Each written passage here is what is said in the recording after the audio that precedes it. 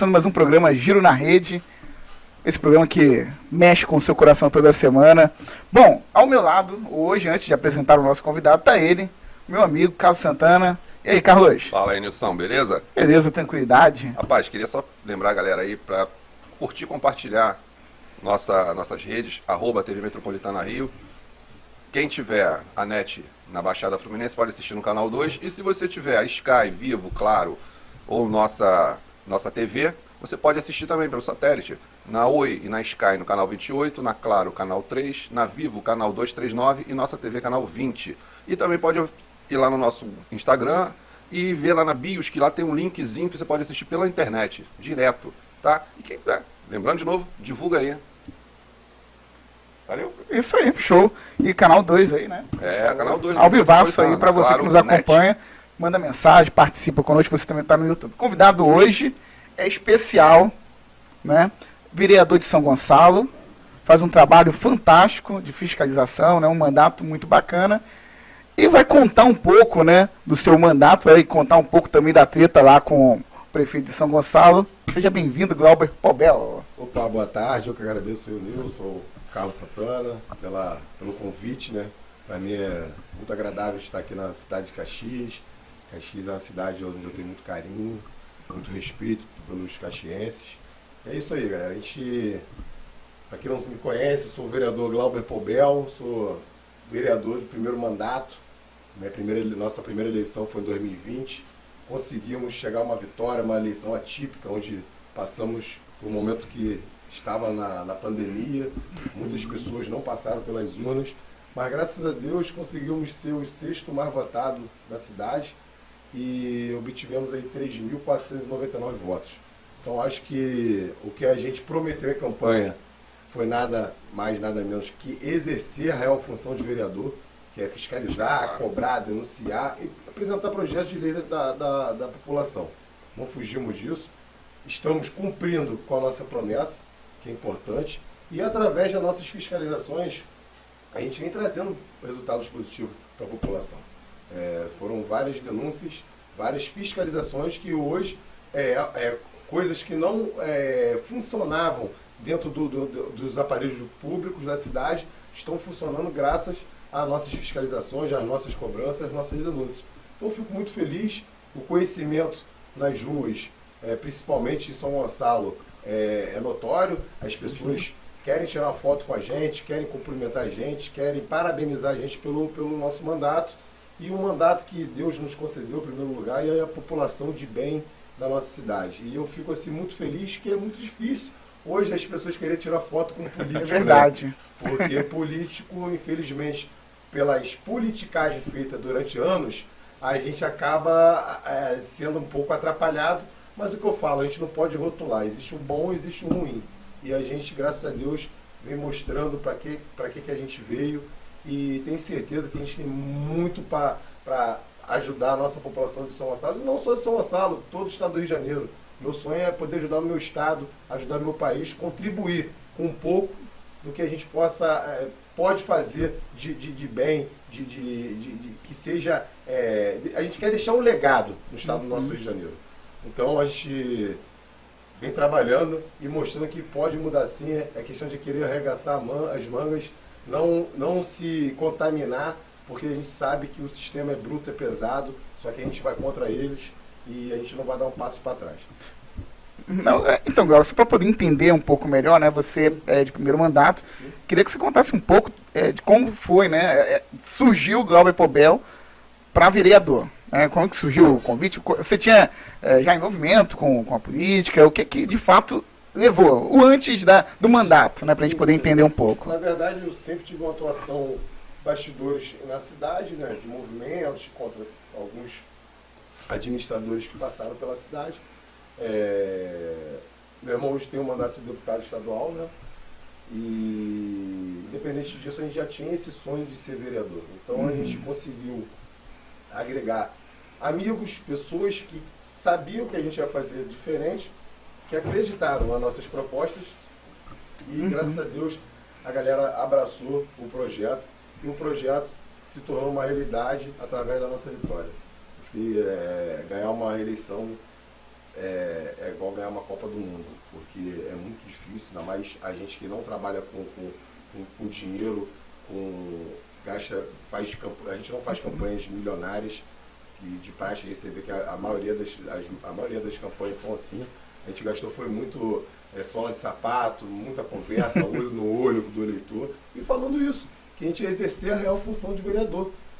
E usar da maior prerrogativa do vereador, que é fiscalizar, para através da fiscalização a gente trazer um bom resultado, fazer que o aparelho público funcione, fazer que o nosso dinheiro seja voltado para um básico de serviço prestado pelo poder público, coisa que não acontecia na nossa cidade. Vou dar um exemplo. Eu fui fiscalizar mais ou menos um mês atrás, a gente pegou uma frota de ônibus que foi doado pelo governo federal, aquele amarelo, que o governo estadual distribuiu. A gente pegou 22 ônibus, que cada um fez a conta de 100 mil, mas a gente sabe que é muito mais. O ônibus escolar ele custa 300, 400 mil. Tinha uns 4, 5 milhões largados, jogados no terreno, esconderam os terrenos, sem rodas, sem bateria. E ônibus novos, que tem 2 anos de uso, vai para o terceiro agora. Caramba. E a gente fiscalizou, denunciamos, cobramos, e graças a Deus, os ônibus estão nas ruas, transportando, carregando os alunos da nossa cidade, do ensino, na verdade, fundamental, na verdade, da rede pública de ensino, né, municipal da nossa cidade. Isso não é dito por mim, isso a gente recebeu de uma admiradora do nosso trabalho que filmou e agradecendo a gente. Graças ao vereador Pombel, aqui o ônibus voltou a circular. Então isso é o combustível para a gente continuar. Porque a gente passa por muitas coisas, todo mundo é contra a gente, e quando a gente tem esse carinho, quando a gente é reconhecido nas ruas e nosso trabalho traz frutos positivos para a população, cara, isso deixa a gente assim, muito feliz mesmo. A gente fica super feliz, não só eu como minha equipe, também não estaria aqui, na verdade, se eu não tivesse minha equipe é fundamental para a gente executar esse tipo de serviço. A gente senta, a gente fala que a gente senta no laboratório, a gente arquiteta tudo, a gente recebe, a gente hoje recebeu, a gente virou assim um canal da população para receber denúncias de coisas erradas no município. Não só do nosso município, o mais interessante é isso, que vários municípios do Rio de Janeiro, uma grande parte mesmo, noroeste do estado, norte do estado, sul, já Baixada, para ter uma ideia, pela linha de seguidores hoje na minha rede social, primeiro é São Gonçalo, segundo Rio de Janeiro, terceiro Niterói, quarto Maricá, quinto Nova Iguaçu e sexto Caxias. Caramba! Para ter uma ideia, a gente consegue avançar porque as pessoas acreditam. A verdade é o seguinte, Carlos e Wilson, as pessoas estão cansadas da mesma política de sempre. Verdade. A mesma política. E a política tem que mudar, a política tem que se modernizar. Eu sou a favor da mudança, de novos políticos, com novos pensamentos, porque a gente consegue oxigenar, representar a população da maneira correta, certa. Porque na minha cidade, até as pessoas ficam espantadas, porque nunca fizeram esse trabalho que é a real função do vereador.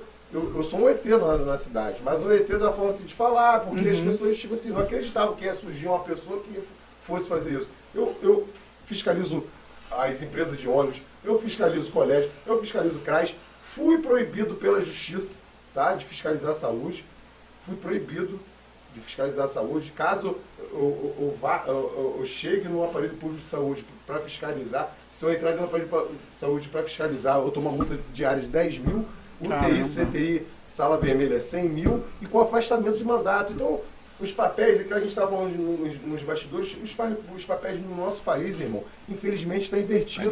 O que é bom virou ruim, o que é ruim virou bom. Trocaram tudo. A justiça, que era para ser justiça, está sendo a injustiça. Então fica difícil.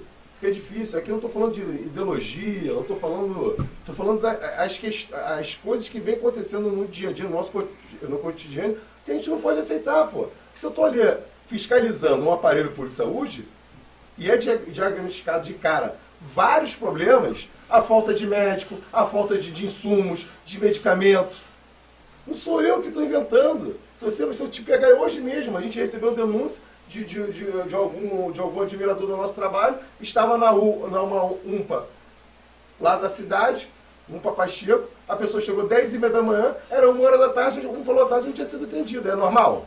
Não. No aparelho de emergência e urgência, é normal você esperar 2h30? Não. Mas Eu já vou até passar para o Carlos, mas assim, só para não perder esse Vai lá. gancho, eu trabalho em hospital também, trabalho no Hospital Federal, trabalho no Andaraí. Um abraço para a galera lá do Andaraí. O que acontece muito, cara, é também a falta de estrutura também da coisa, né? A gente tem os funcionários lá trabalhando muito, né? Enfim, tanto terceirizado, médico, mas também me parece que a estrutura também foi feita para dar errado, para as eleições não acontecerem, por exemplo, operações, né? A gente pessoas esperam muito tempo na fila, né, pelo CISREG. E os hospitais, eles recebem o material contado. Mas se chegar uma pessoa numa situação mais grave, ela automaticamente entra na frente dessa pessoa que está esperando o CISREG. E aí você tem que esperar, fazer o pedido do material novamente. Às vezes isso demora 3 meses, 2 meses. É o que eu falei, né? O sistema foi feito para ele não funcionar. Porque se fosse funcionasse, muitos políticos não estariam onde estão. Então, a gente fala do profissional, mas também existe um lado estrutural. Existe, é claro, é evidente. Evidente. Hoje, o nosso pronto-socorro central da cidade, ele é de 1930. Isso é um absurdo, cara. Estrutura... 1940 nisso? 1940. Então, é muito ruim essa estrutura. É claro que a estrutura é um ponto também, concordo contigo. Mas, infelizmente, o alto escalão da área de saúde cruza os braços e não quer trabalhar. Não estou falando que são todos, não. Existem pessoas que estão ali se dedicando, trabalhando de verdade. Mas uma grande parte, como existe na política, infelizmente, irmão, só quer receber e não quer trabalhar. Então fica difícil, fica assim, a população que paga essa conta, eu tiro um pouquinho. Na cidade de São Gonçalo, somos, hoje, o último censo de 2011 bateu 1.080.000 pessoas, não é isso? 1.080.000, tem 11 anos atrás. Vamos dizer que hoje vai chegar a 1,5 milhão. Vamos botar 1,5 milhão, arredondar. 1,5 milhão. Numa cidade que tem uma das menores rendas per capita do país, você acha que 90... Eu acho não, eu vou até vou já perguntar e falando. Você acha que a cidade, a maioria da população tem plano de saúde? Não. A perda de poder aquisitivo, com certeza. Eu tenho certeza que 98% ou 99% não tem. Não tem. Pela quantidade de gente. Então, porra, é covardia você chegar num hospital e esperar 3 horas no aparelho de emergência e urgência para ser atendido. E a gente tem relatos e fatos que aconteceu mesmo. Aconteceu. Hoje a gente criou até uma amizade com a pessoa, com a família, né? A pessoa não. Um taxista, morador da cidade, antigo taxista na cidade, chegou no pronto-socorro central para ser atendido. Passando mal, meia hora, 1 hora, 2 horas, 3 horas. O que aconteceu? Faleceu, infartou. Agora, se ele chega lá, imediatamente, com 20 minutos, meia hora, com um senhor de idade, fosse atendido, com certeza, ele não entraria na estatística. Iam evitar a morte dele. Porque foi questão de negligência, força de vontade, compaixão com o próximo. Na verdade, junta tudo. Já existe problema estrutural, profissional, a falta de compaixão, a falta de aflorar o lado humano da pessoa. Porque a gente fala muito em política, Carlos e Nilson, e a gente é ser humano, cara. A gente é ser humano e tem que aflorar o lado humano. Não, eu concordo nisso, entendeu, Galber? Mas eu bato muito nessa questão também da estrutura. De fato mesmo, assim, porque a gente tá na vivência, a gente vê os médicos ali correndo atrás, cara, mas é muito difícil. Você vê um prédio, como você falou, lá de 1930, mas tem outros prédios. Cara, que se acontecer de pegar fogo lá, cara, não tem jeito. Ferrou. Vai todo mundo, entendeu? E esse é outro grande problema, cara.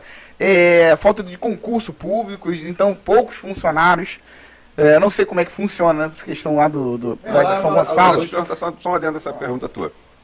Uma coisa, uma crítica que eu estava fazendo, no outro dia eu estava vendo uma matéria, aí falando sobre os terceirizados. Nada contra funcionário terceirizado. Eu sou terceirizado, cuidado com o que você vai falar. Vamos lá. Uma conta que estava... Isso aí veio da época, foi aprovado no governo da Dilma, Sim. Essa lei dos terceirizados, né? E depois eles conseguiram piorar, né? Porque eles conseguiram colocar o terceirizado em posições que antes você não tinha por conta, às vezes, como é que eu vou te falar? Como é que você vai botar um médico terceirizado, um cara, um neurologista, um cara especialista? Assim, não que o terceirizado seja pior, mas são posições que você depende de ter o cara ali. O cara tem que estar ali sempre. Então, o terceirizado tem um grande problema de quê? Eles contratam uma empresa que contrata outra empresa que contrata o terceirizado. Aí o terceirizado não recebe, mete o pé e o paciente lá na ponta fica ferrado. E aí tá. Eu sei a resposta, mas sempre a gente tem que fazer a pergunta. Para que você colocar funcionário terceirizado, se você pode fazer um concurso, botar o funcionário lá, e o orçamento vai ser o mesmo?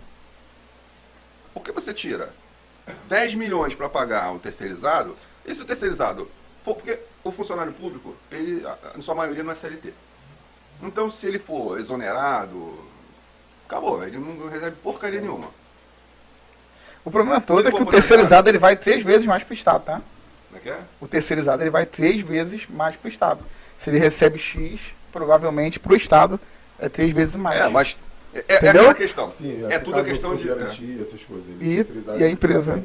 Então, mas aí, para nós que somos estamos lá na ponta, né, que vamos usar o hospital, o funcionário público, por mais problemático que seja essa questão dessa relação do funcionário público, né, que a gente tem aí, mas ele ainda é melhor do que o terceirizado, porque eu tenho uma tia que era funcionária pública, trabalhava no hospital infantil, lá no Rio, lá no Salles Neto.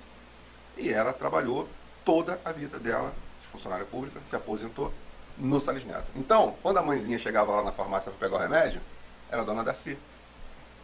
Não era funcionário, era dona da CI. Quando tinha uma dúvida, a mãezinha ia lá e perguntava: dona da CI, eu estou com uma dúvida aqui, esse remédio aqui, bibibi, bobobó. Então ela sabia que ela ia lá tal dia e a minha tia está lá. Eu penso Entendeu? o seguinte, eu acho que independente de ser comissionado, que é a nomeação, né, a famosa nomeação pela máquina, ou terceirizado, que hoje os hospitais é tudo OS, aí contrata uma PJ, que contrata os médicos, enfermeiro, aí vai, beleza. Foi o que estou falando dentro do que você estava falando. Eu acho que independente disso também, Carlos, eu acho que as pessoas se acomodam, sendo estatutário ou sendo contratado. Não estou falando todo mundo, posso generalizar que existem pessoas terceirizadas que são melhores. Não, que trabalham bem pra caramba, que o estatutário. E existem estatutários também que são melhores. Então a minha briga nem é essa. Porque eu acho que quando o cara aceita um trabalho, ele sabe quanto ele vai ganhar, ele teve uma entrevista, ele sabe de tudo, ele aceitou porque ele quis, ninguém obrigou ele a ficar ali. Eu, quando entrei na PM, eu sabia quanto eu ia ganhar, sabia o risco de vida que eu ia passar. Eu sabia de tudo, eu entrei sabendo. Ninguém entra no emprego sem saber quanto vai ganhar, que horas ele vai entrar, que horas ele vai sair, o que ele vai fazer. O grande problema é que as pessoas entram lá, acaba, a procura é muito maior do que a mão de obra, a verdade é essa, que eles enxugam para tentar, de um jeito ou outro, sobrar mais alguma coisa para matar a empresa, a verdade é essa. E a deficiência vai ser clara no aparelho público de saúde ou na educação, qualquer um deles. A grande verdade é essa. A gente, quando chegou em janeiro, voltou aquele boom de novo do Covid, que foi todo mundo para fazer teste, cara, meu irmão, eu já estava proibido já. Eu ia nas filas, coisa absurda. Tipo, você fazia um teste aqui, aí você tinha que ir lá, fala um lugar, você tinha que ir lá no centro da cidade para o médico pegar o laudo. Tem planejamento? Tem estatística? A pessoa que vai ali, cara, o cara não tem dinheiro nem para andar de ônibus, pô. É isso que eu falo muito, as pessoas não têm dinheiro. Não tem dinheiro, a passagem é cara, o deslocamento é ruim, ainda mais a pessoa passando mal, pô. Quando você vai no hospital, porque você está passando mal, bem você não está, pô. Quem está bem não vai no hospital, pô. Mas você é vereador, então você tem, por direito, né, por ofício, você pode acompanhar vários processos, né? Processos que eu digo assim, várias coisas que são como são feitas, não, e várias coisas que são feitas na prefeitura, como são feitas, você tem o direito de ir lá e, eu vou na Secretaria de Obra ver como é que esse esquema aí que os caras fazem aí, papapá. E eu fico pensando o seguinte, como é que é esse setor de planejamento das prefeituras? Porque a gente vê tanto absurdo que parece, né, que o cara anda na rua e grita assim: tapa buraco. Aí alguém grita lá, joga barro. Aí o outro, água. Aí o outro, não, bota pedra. Aí o cara fica anotando. Porque pô, aqui em Caxias a gente teve um grande problema nessa questão do Covid. Não, vamos fazer o teste, pra ver se você tá com Covid. Beleza. Aí tinha uma fila com 1000 pessoas, uma em cima da outra. Não, e detalhe, tinha que mudar a placa, né? Foi em janeiro, Tenta uma pra fila pegar Covid. gigantesca e debaixo de um sol de 40 graus. A pessoa já chegava ali debilitada e saia pior ainda. Então o exame esquece. físico, né, que você tem que enfrentar 5 horas em pé no ônibus, isso aí. 30 no sol, Então, pra são- chegar lá e tá bem, de São saúde. coisas que você não aceita, é inaceitável, porque eu penso o seguinte, cara, pode ser um familiar nosso, pode ser a gente mesmo. Porque as pessoas não têm uma visão, vou dar um exemplo aqui bem simples. Me acidentei de carro. Pra onde eu vou? Primeiro atendimento. Hospital público. Mesmo estando no plano de saúde. Dali, vamos ver se eu tenho condições de ter Ser uma transferência, transferido, ser transferido para algum, se eu tiver plano, para algum hospital particular. Então, as pessoas têm que começar a olhar a política com outros olhos. Ah, que todo mundo igual. Não, nem todo mundo igual e a gente está provando que pode ser diferente. Por isso que eu sou muito a favor da mudança. Pô, o cara que está lá 20 anos, 30 anos, se o cara não fez em 20, 30 anos, o cara vai fazer de novo, irmão. Vai fazer o quê? É Mas verdade. esse- Pensamentos novos, isso é bom para a sociedade. Mas a gente tá mudando um pouco, né, cara? A gente Graças teve uma, a a gente teve Deus, uma- teve uma mudança muito grande. mesmo que bem tímidazinha, mas já deu um bom. Já dá uma já diferença. começou a dar uma E a diferença. Né? tendência é essa, né? Pô, eu sou, é o que eu falo, eu sou a favor, não estou falando por mim, não. Estou falando no geral, no geral. Acho que tem que oxigenar, a gente tem um país maravilhoso, a gente tem um país que, pô, foi apontado por Deus pelas maravilhas que a gente tem, pelas belezas que A gente é praticamente autossuficiente. Né? Se a gente Autossuficiente. quisesse hoje Isso aí, não comprar isso mais falar, nada isso- de ninguém, a gente isso aí, conseguiria viver Se a perfeito. gente quiser romper hoje com todos os países Os tratados, né? os tratados, a gente sobrevive, a gente vive Agora, e com muita qualidade. alguns países ficariam na pindaba, né? Pindaba, porque depende da gente, depende da gente 100%. jogar. Entendeu? E a gente fica. E a gente vê situações de países aqui vizinhos que, infelizmente, vivem o pior momento da história. Hoje a gente vê a Venezuela dentro do país, do nosso país. Hoje a quantidade de imigrantes, de estrangeiro pra cá, né? venezuelano que tem no país hoje é absurda. É a maior de todos os números. Eu não tenho aqui exatamente os números, que eu não quero nem falar, mas se você pesquisar, hoje é o maior número, porque eu esqueci mesmo. Então são coisas assim, a gente está abraçando os vizinhos. Entendeu? A gente consegue abraçar os vizinhos. Mas hoje a Veja... Questão Hoje de não, causa ontem, é né? porque a gente tem que entregar para a Com Brasil, né? A gente tem que Verdade, estar verdade, entregando para a verdade. Com Brasil. Você que está aí na Com Brasil, corre lá pro YouTube. TV Metropolitana também continua, tá certo? Na TV Com Brasil, a gente agradece, tá certo? Até a próxima semana. Agora vamos continuar. Não, o que acontece? Hoje não, ontem, saiu uma notícia na Veja. Ela desmentindo uma notícia dela do ano passado. Porque o presidente havia dito que se a vice-presidente hoje lá ganhasse, que a Argentina entraria numa situação igual a da Venezuela. E aí a revista Veja fez uma matéria dizendo por que a Argentina não ficaria como a Venezuela. E ontem ela publicou uma matéria que a chamada da matéria era: a situação na Argentina já está praticamente igual à da Venezuela. Ou seja, ela falou que não chegaria e agora ela está noticiando que realmente está. E outras coisas que a gente tem. Infelizmente, cara, hoje a gente tem também uma imprensa negra, né? Que infelizmente consegue dominar uma grande parte da população. Às vezes, a Globo é uma. E a Globo sempre foi a pioneira, se você fechar os olhos, em 30, 40 anos, e tinha influência direta em tudo. No futebol, Copa do Mundo, política principalmente.